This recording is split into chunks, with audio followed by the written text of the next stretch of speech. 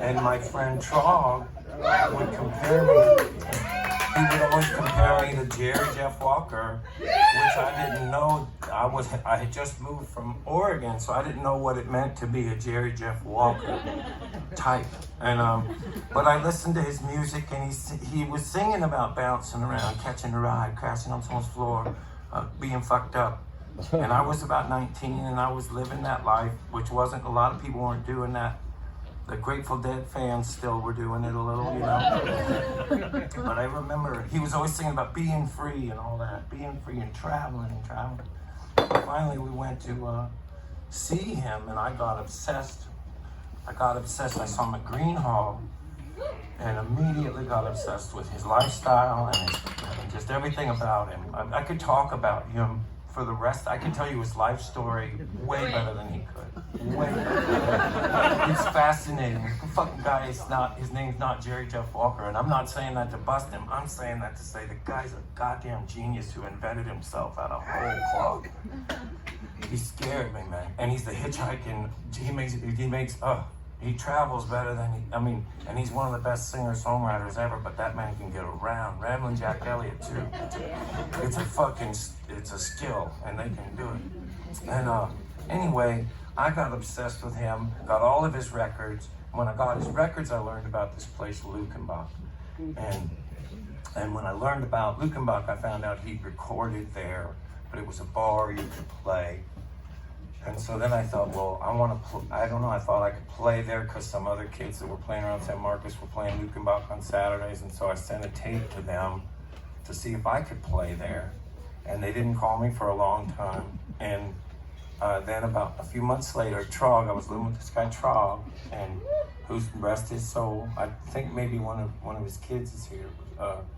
He and I were watching TV. He was letting me stay on his couch, and we were watching TV, and the phone rings, and it was the lady from Lukenbach. Somebody had canceled, and they wanted to know if I could cover for the opener, and I was so thrilled. And I remember there was the Hilton Brothers and Trog and a couple other kids, and we all jumped in this car, and we started to try to find Lukenbach, and they were all Texans, and all of them said they knew how to find it. And it was funny, we didn't realize till we got here that this is as far as we got. There's a long way left from San Marcos to here. I didn't know that till now. I've been back here in all those years. We really did. It's a true story that we didn't know. We were already by this time lost, which is funny to me. We pulled in here to ask which way we were supposed to go. And that Marge, who they still have pictures of, I remember I went in and she didn't say fuck Lukenbach, but she said, why go there? Why don't you stay here? And I thought it made sense. So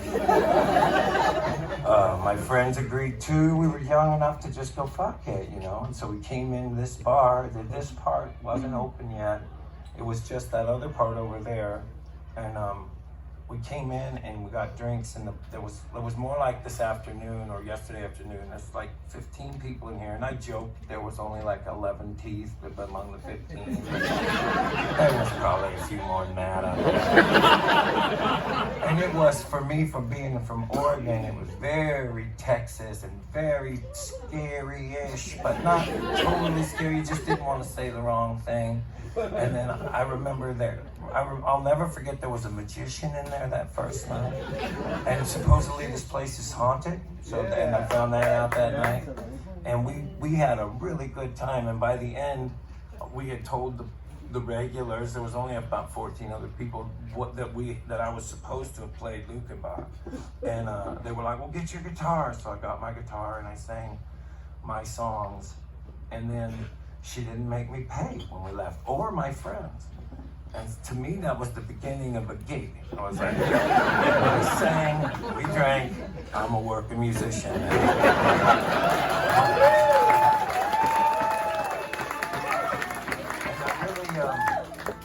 I really would start to go down there, and every time I did go there, she would turn that jukebox off, and she would let me drink for free, and she was very sweet to me. I only went there a handful, maybe a dozen, maybe more times. And she just always was nice to me, and kind of made me feel not like I was the best singer in the world, but like that didn't make the fuck. It just didn't make the fuck. Do you like to sing? That's all that makes the fuck. It's its own reward. And I was really hungry for that theory at the time. And then I remember Paige, this girl I lived with in San Marcos, broke up with me. Her life was starting to get realistic and all that. Like college was almost over, you know. But I didn't do nothing but sing and bang around, you know. And so I decided I was going to go to Memphis because I knew a guy that knew a guy that, I don't even remember why I went to Memphis, but I went there and I immediately fell in with some girls on the campus of Rhodes College. And I talked these girls into letting me crash there for a while. There was 3 of them, and I would stay on their floor. And when they went to class, I made up this, so this would have been 90. And when they came back from class that night, I sang this for them. I didn't have the story or nothing yet, and I didn't know that it was Alice's restaurant yet.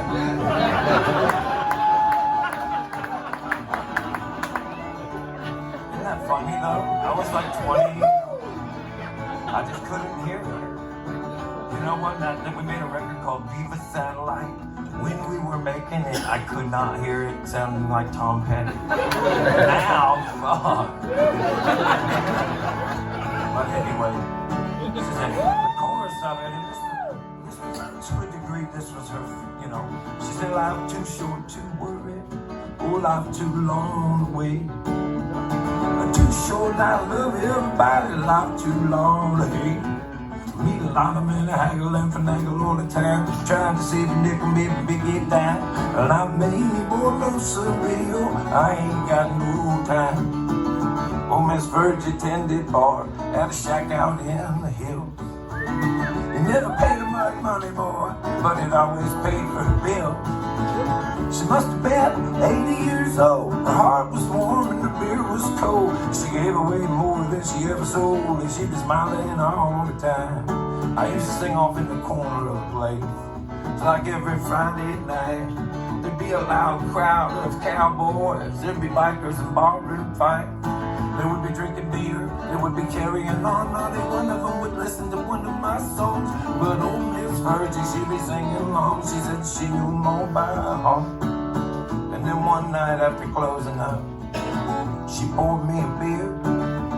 She said, come over here and sit down, you little shit. I got something that you need to hear. She said, like that you need getting through. Everybody gonna try to make Tavern on you. I tell you right now, though, if you think what you do, never gonna get cheered down. Saying you know it's a lot too short to worry, life too long to wait. Too short not to love everybody, life too long to hate. I mean, a lot of men haggle for naggle all the time, trying to save me a better make it down. And I need for no silly boy, I ain't got no time to lose.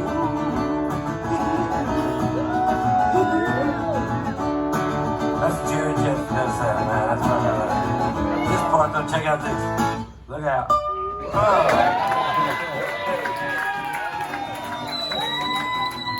Thank you so much. Charlotte Sex has been trying to get me to show that to him for years. I ain't coming off of.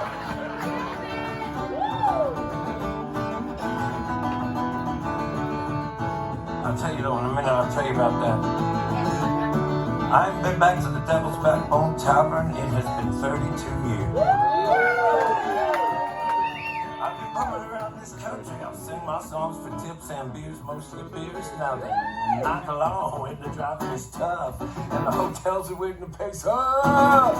But I can't take what I do enough. Lord, it never really get me down. I'm always singing, life too short to worry, life too long to wait. Short not to love everybody, life too long to hate. I meet a lot of men that haggle and finagle all the time, trying to save nickel, better make it down. But not me, oh no, Rico, I ain't got no time. I tell you, this is part of the reason why I put that in there, and this is true.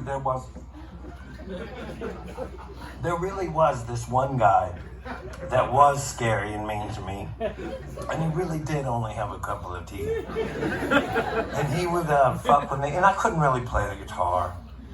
But he would say, "You suck at guitar." He didn't say a whole bunch of shit about Eddie Van Halen, really. Just mostly that I sucked at guitar. And as I was telling that story to those girls in that dorm, it occurred to me to go. And they laughed and they laughed. Should I do that at the show?